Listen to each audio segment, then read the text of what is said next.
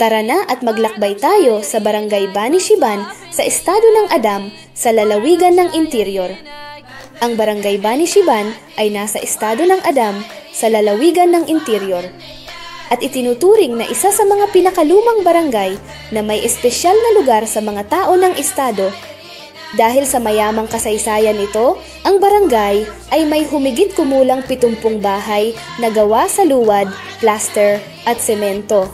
At kilala ito bilang isa sa mga pinakalumang pamilihan ng mga Arabo noong panahon ng Kamangmangan. At ito rin ang lugar ng pagtitipon ng mga karavan sa panahon ng taglamig at tag-init.